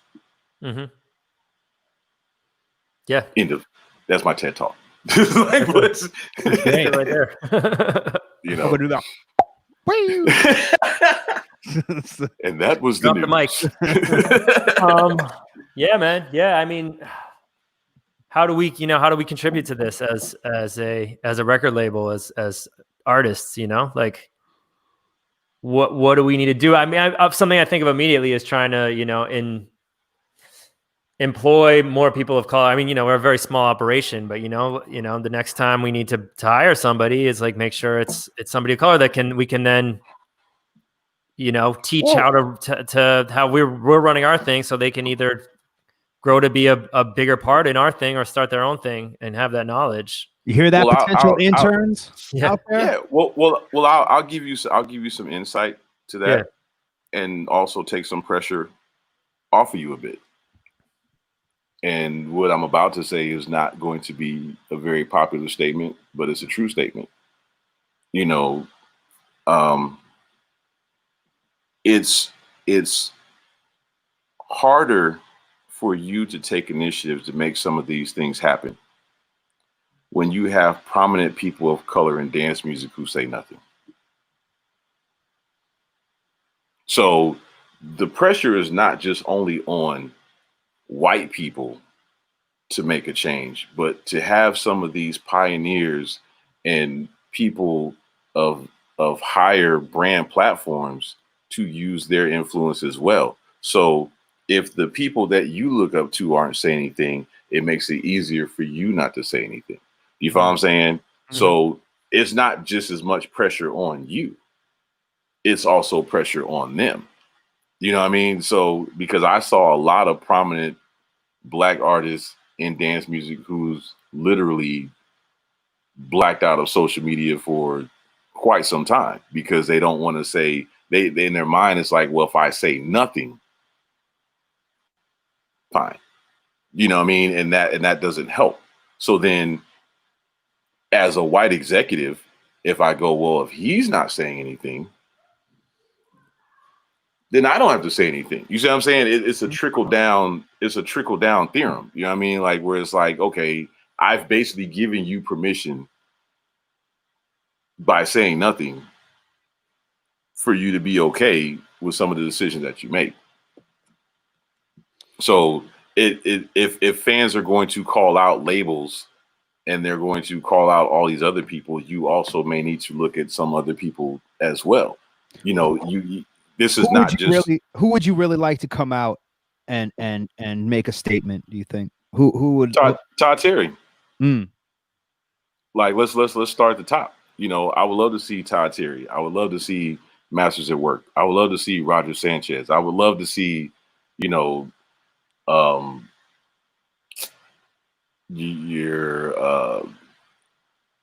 know. I really haven't paid attention if Kerry Chandler said anything or not. I mean, but like it starts there.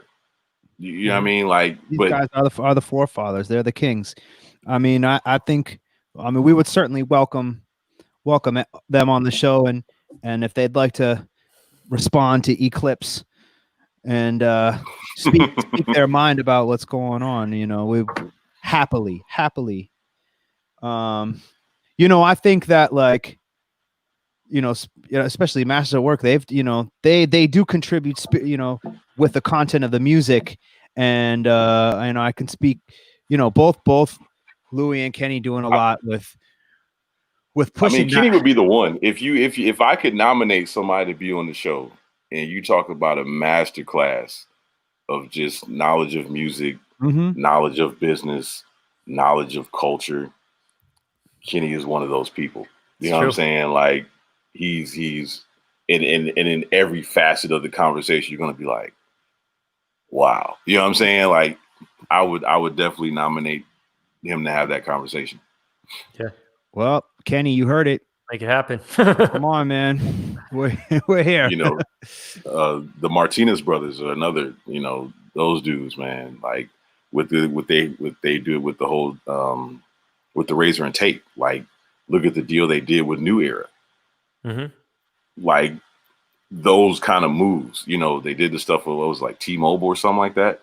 Like they had the BlackBerry campaign for a long time, you know what I'm saying? So it's right, but so you can see like those movements diversified not only their income streams, but it gives you different platforms to address things that you want to address. That kind of brings me to something that also, like, your insight on this potentially is because you have a background in hip hop, right? Just like Martinez brothers are very much, being from the Bronx, being from New York, are very like deeply influenced by hip hop as well. I mean, Kenny too, Todd too. Those guys are more hip hop, more hip hop. They're an older generation, though. They're from a different generation. But I mean, like, you know, like really, like you or like Ambrose is like, you know, I think that's a perspective that maybe is really missing in dance music. Oh yeah. Yeah, I mean, like when I came into dance music, I was really shocked at what a lot of people didn't know. Like a lot of artists in house music don't even have publishing companies set up. You know, don't understand mechanical licenses. You know what I mean? Like, or mechanical royalties. You know what I mean? Like the amount of stuff that just is like, what's that? You're like, oh wow, like you really don't know. You know what I mean? So, you know, like hip hop is a different beast. Like in hip hop, you're almost prepared to look at 5 to 7 streams of revenue. Dance music is kind of like 2. You know what I mean? So it's a little bit different, which it leaves a lot of growth for the underground and beyond in dance music, because there's just a lot of avenues that really haven't been explored at all that are just sitting on the table. You know, it's way past the era of just pressing up T-shirts and mugs and bumper stickers. Like there's a whole nother plateau of stuff on the table. You know, I wonder, like, for our viewers and listeners, like, what kind of topics would you want to learn from some sort of masterclass on music business and diversifying income streams? You know, maybe hit us up with some questions, and maybe this is something we could work towards in the future is, you know, some sort of offshoot where we can help educate young artists or old artists, people that don't know about the ins and outs of these things, to help, you know, set up a little bit more security. Yeah, you know, there's so many of these classes, these virtual music production classes, right? I was actually thinking about this the other day. There's like, especially now with quarantine and all these classes, right? Virtual classes, right? Music production. Where's the music history virtual class? Where's the music business virtual class? Go on YouTube and type in music business and see what doesn't come up. It doesn't happen. You know what I'm saying? Like you can learn to make beats, but not learn how to not get jerked. Yep. So you know what I'm saying? Like Sir Kitten is saying a lot of local musicians have to get a copyright thing or something like that. I had no idea that it was that much stuff involved with the bigger labels. Yes, Sir Kitten, there is a lot of stuff involved. Certainly. There's a lot of stuff. I wonder exactly what like by design. I think this is like is this a conspiracy theory? But like, isn't it by design that these contracts are so really confusing and how the licensing works? It's like what's with the stock market and what am I trying to say here? You know, like I don't know what the fuck I'm trying to say. I mean, I said it before. The whole is that they're fucking bambooling us. The whole publishing system seems like it was set up to take advantage of artists, right? Set up by labels and publishers. Dividends. That's what I'm saying. Yeah, and it's worse. It's worse for legacy artists because, you know, if you're an artist who's been in house music for a significant period of time, and you came up in the era of selling vinyl, and you know, mixed compilations on CDs and cassettes and CDs and stuff, and now, you know, you telling them that their music is now worth 0.0043 cents per stream. Yeah, you know, they're less likely to adopt into that system. And that's why, you know, it's put some of them in bad positions because they're like, you know what, I'd rather go to Bandcamp and take my chances than even bother with Spotify or iTunes or whatever, or Apple Music, because there's no money in it. You know what I mean? So then, and that's hurtful for them to comprehend. Like they don't understand that, yeah, if you think pennies, you get pennies. But if you look at you know, the longer term effect of if those numbers really build up to a substantial amount, it could pan out. But, you know, that leads to other stuff because a lot of the business is based on numbers. Like, you know, they don't understand that these agencies and promoters look at your Spotify numbers more than the quality of your craft. Yeah, you know what I'm saying? Like, you know, when people go, well, you know, we'd love to book you. How many Instagram followers do you have? You know what I'm saying? Like that. And then there's been conversations talking about that right now because you're seeing a lot of people who had big online followings that are now going live and have 11 people watching. And then you've got some that have like a couple hundred and they've got like a couple thousand people watching. You know what I mean? So it's also, it seems like the, you know, the number of promoters, like there's like this, the number of promoters that have an established night that's been long running enough that they have the crowd built in. Like, it doesn't matter who they book. It's always going to be a slam party. And that's a great way to introduce a new artist. You know, they've dwindled. So, well, I mean, clubs have dwindled in general. We're just talking like festivals, you know, like festivals are the name of the game at this point. And festivals are all about how many tickets how many tickets you can sell. So they're not going to take any risks. Not taking any chances. They're just going to book the same artists that they know are going to sell tickets. And when you zoom out like globally with these festivals and clubs, it's the same lineup, you know? Yeah. It's the same lineup. Yeah. Well, that's because most of them are represented by the same agencies too. You know what I mean? Like, so you like a lot of promoters build direct relationships with certain agencies and they kind of just work that pool. You're going right back to the beginning of your point, which is not enough, you know, festivals, agencies, management owned and run by people of color. Yeah, I mean, so if I go to the majority of these agencies and you look at, you know, some of the lineups, it is not reflective of the overall culture. Like I want to send, I'm sorry, can I I want to send a big shout out to Frankie at Disc Woman, because she's a person of color who basically started this agency that shined a light on women in the industry, women artists, and also women of color. That's double. And even just through a festival in New York.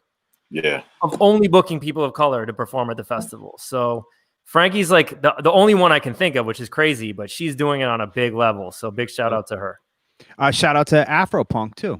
Afropunk. Yep. Yeah. And that's proof that a big festival, I mean, it works, you know? Those festivals are dope. I mean, you even got to remember at one point DJ Pierre had Wild pitched Atlanta. Yeah. Oh wow, yeah. You know, he owned a venue. You know, it recently closed, but you know, that's sad. But I mean, it was just glad to see that step. You know, and it's going to just take more people to take that initiative. And, yeah, I mean, I think you see like with Louis Vega, to go back to Masters at Work. I mean, with the Ritual Sessions, he has Ritual Sessions and also Roots in New York. And now Expansions is his other brand, and he's always kept everything very in house and like with his people running it. So I think he's really personified this as well. Yeah. And I mean Marcus Wyatt with Deep out in LA as well is somebody that comes to mind who's always run his own thing. Yeah. Yeah, I mean, we're almost at 2 hours now. These are longest running chat. This is great. Yeah. This is we're glad to give you the title. Eclipse title. And now for the hostage crisis. The longest 2 hours of unadulterated Afrocentricity, brought to you by Spotify. Do we want to play some more of his music before we go on to the vinyl thoughts and wrap it up? Or let's move on. If it was up to me, I actually wouldn't, just because of the fact that I've made it a purpose not to push my music throughout this period of protest, and even prior to that, because I don't really want to distract from the main issue of why the photos are involved and all this other stuff. Like, I've really just been trying to stick to the main narrative of that, which is justice for George Floyd and Black Lives Matter and racial equality, and really just for people to, I think it's really dope that you guys are even having this conversation, and having it in real time, and having, it would have been easier for you guys to just get on there with the two of you and just discuss race, but to include me in the discussion and have it to be an open discussion and saying, you know, look, hey, say whatever you feel that needs to be said. Like that speaks volumes for what you're doing. You know what I'm saying? So respect to you for that. Thank you. That reminds me that we didn't talk enough about Give a Beat. Yeah, like, come what's on, this man. Give a Beat that everybody that we keep talking about? He did. You missed the segue, Eli. I plugged it. I plugged it. Clips is a Schmoozing natural. An organization that uses music and especially electronic music as a vehicle for creating change and fighting mass incarceration.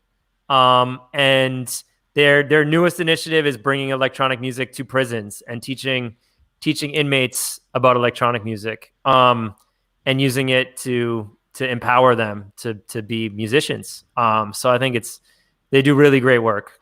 Big shout out to Give a Beat. And there's also a link down there at the bottom to donate if you're so inclined as well. Eli, was that connected to the Homeboy Industries thing? Yeah. They were doing some work with Homeboy Industries in LA. I did a DJ class. Homeboy Industries basically is trying to provide jobs for people when they get out of prison, because that's a big part of this is there being no support system for people once they get out of prison. So there's a lot of things we can do. And what Give a Beat's doing with the whole prison, initiative is dope, man. Like they're literally going into the prisons and giving out DJ classes and production classes and actually taking the tools into the facilities. You know what I mean? Like that's dope, and they've gotten a lot of positive response from the wardens of some of these facilities and stuff like that. And it really sucked that, COVID kind of knocked that out, but they were really going full steam forward with that. And, shout out to them, man. I mean, that is a great, if you are just stuck in one place, like someone incarcerated, like that, to be able to record music it would be a very wonderful and even cathartic experience. Yeah, that was really great when we got to go and do that thing with Homeboy Industries. We met the Arabian Prince DJ from NWA, right? And that was very dope. So shout out to him, and thanks for including us in that. Yeah, no, thank you, Clips. Thanks for using your voice and using your platform always. I mean, I'd say let's really stand up for putting politics back into dance music. That's like, if anything came from this conversation, let's all really push for that and make sure Black voices are heard. And make sure there's no consequence when you say it. Yep. But hey, so speaking of what you were mentioning before, having the bigger DJs, having them silent, I just see a note from our producer that Seth Troxler has agreed to come on the show next week and talk about what's going on. Seth is super outspoken, so I'm excited to hear what he has to say. Yeah, because he's got the Tuskegee label. You know what I'm saying? Like, and that's political, just even in name, right? With Martinez Brothers. That's true. Yeah. So that'll be great. And sorry, this is because silly, you know what that's going to be about, right? You know what that's going to be about. What, next week's episode? Camelgate. Camelgate? That's what that's going to be about. School me on Camelgate. If it's anything like Pizzagate, I'm going to get pissed off. But no. Seth Troxler, I forget what he said, but he had basically kind of brought up, some similar things with dance music, and him and Camel Fat had this whole exchange. Oh yeah. Well, let's make sure someone write that down. That we got to ask. Right, about Camelgate. Camelgate. Yeah. Really whitewashing. Whitewashing of house music. Yeah. That's something that needs to be talked about. Shit. For sure. I will tune in for that. Please. we also bring rubber bullets. Exclusive.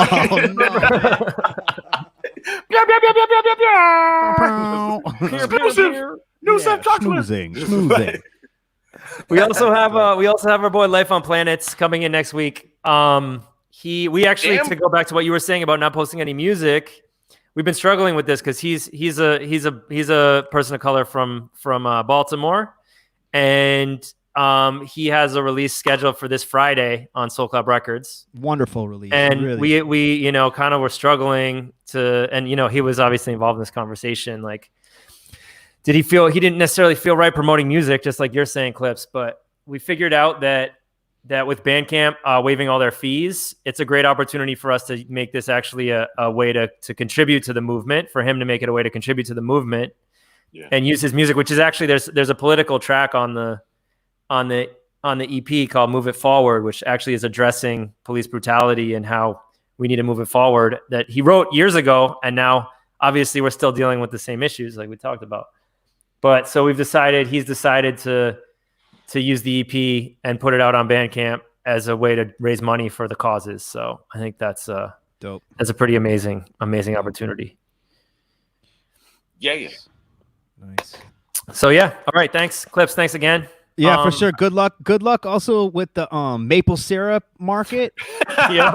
I promise, I swear to you that I will not make any pancake or breakfast related music if you promise not to make any pickle related music. Because I'm coming up with lyrics. I'm not making sour, any more breakfast tracks. dill. I'm not making any more breakfast tracks. I'm gonna make a pickle track and try to get that shit signed to Vlasic. I will say though, I'm inspired by this art you guys got on your walls though. It makes me want to upgrade my art game and my plant game, because like his plant looks healthy. You know what I mean? That's a healthy ass plant. Like you talk to that plant, you love that plant, you fertilize that shit. Like it's looking like, you know what I'm saying? Like. You know, I learned, because that plant almost died. There was one point, one year we came back from vacation I came back from being on tour. My wife was away as well or something.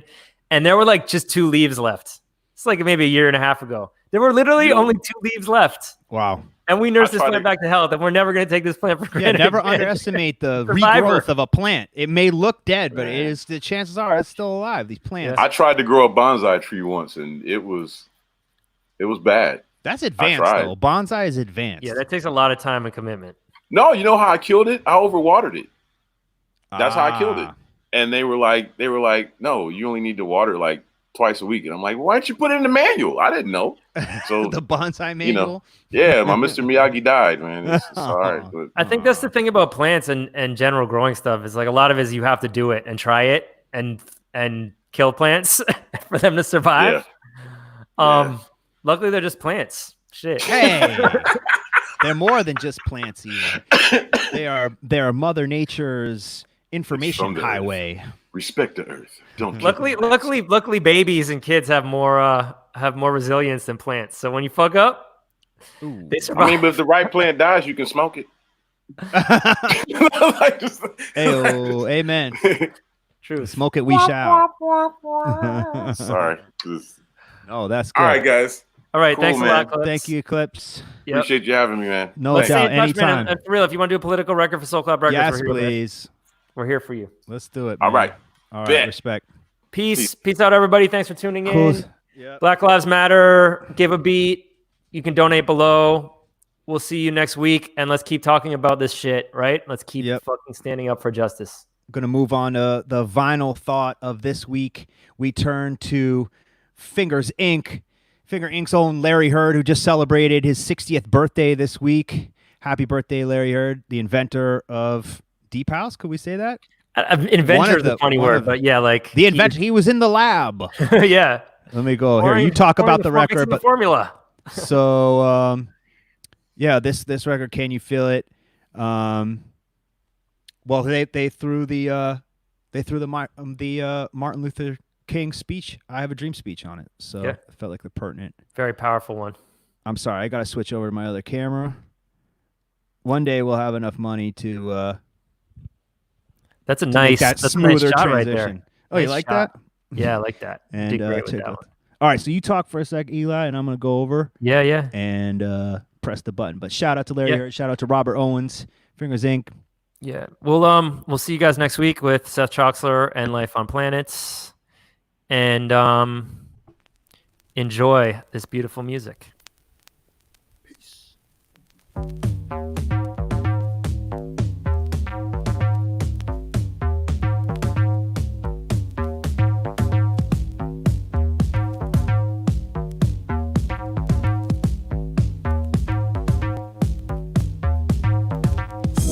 I say to you today, my friend,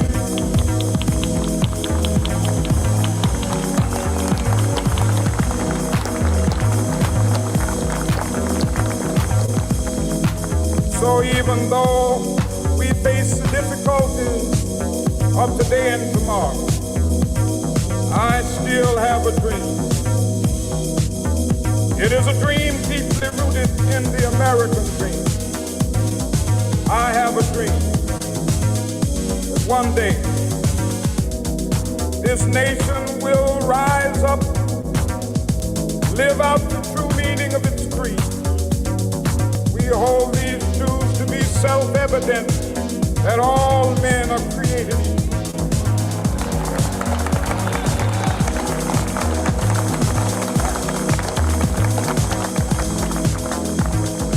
I have a dream that one day on the red hills of Georgia, sons of former slaves and the sons of former slave owners will be able to sit down together at the table of brotherhood. I have a dream that one day even the state of Mississippi, a state sweltering with the heat of injustice, sweltering with the heat of oppression, be transformed into an oasis of freedom and justice. I have a dream. My 4 little children will one day live in a nation where they will not be judged by the color of their skin, but by the content of their character. I have a dream today.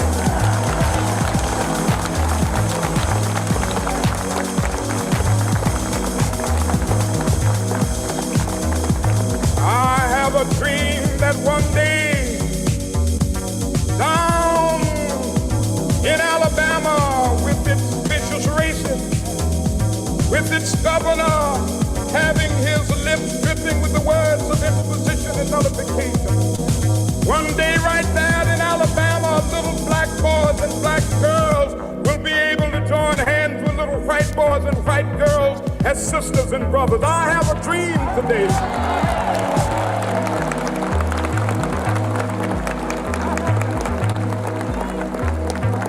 I have a dream that one day every valley shall be exalted.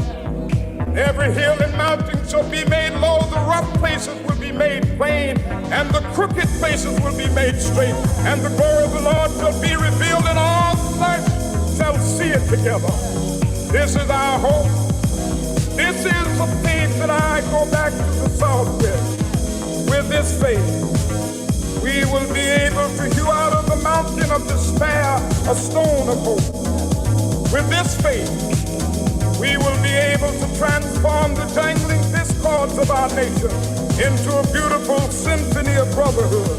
With this faith, we will be able to work together, to pray together, to struggle together, to go to jail together, to stand up for freedom together, knowing that we will be free one day. This will be the day. This will be the day when all of God's children be able to sing with new meaning, my country tears of thee. Sweet land of liberty of thee I sing. Land where my fathers died, land of the pilgrim's pride. From every mountainside, let freedom ring. And if America is to be a great nation, this must become true. So let freedom ring from the prodigious hilltops of New Hampshire. Let freedom ring from the mighty mountains of New York. Let freedom ring from the heightening Alleghenies of Pennsylvania. Let freedom ring from the snow-capped Rockies of Colorado. Let freedom ring from the curvaceous slopes of California. But not only that, let freedom ring from Stone Mountain of Georgia. Let freedom ring from Lookout Mountain of Tennessee. Let freedom ring from every hill and molehill of Mississippi, from every mountainside. Let freedom ring, and when this happens, when we let it ring from every village and every hamlet, from every state and every city, we will be able to speed up that day when all of God's children, black men and white men, Jews and Gentiles, Protestants and Catholics will be able to join hands and sing in the words of the old Negro spiritual, free at last.